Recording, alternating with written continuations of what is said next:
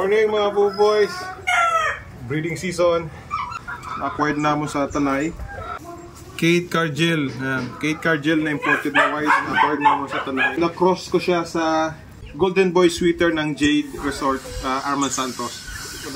This is a gold stag from Jade Resort. Golden Boy Sweater, pure Golden Boy Sweater. Arman Santos Jade Resort. Cross natin siya sa aking pure McLean na hatch from Bicol Golden Crown, BGC.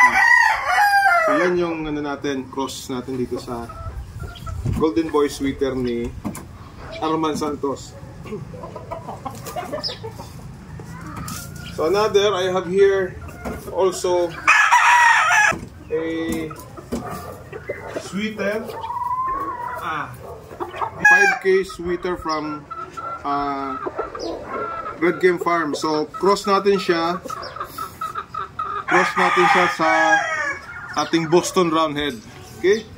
So ito yung mga prime na crosses na pina-priority natin ngayon this breeding season. So nag-start na sila mag-lay eggs. Sana magtuloy-tuloy kay local breeding season for local association. Okay. Yan ang Velcro line natin. Bali yung father nito is Velcro. Tapos yung mother niyan, McLean Hatch. Yung isa niya nabili na.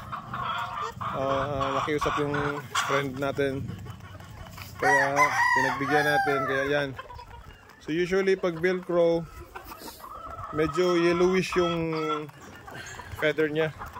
Parang may pagka-gold yung ano niya. Yan. So lahat yan, dark legs yan.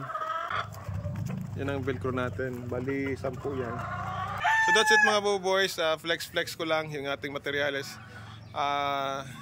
Since breeding season na ngayon. Good luck sa lahat ng mga breeders, okay? Sige, thank you. Let's go!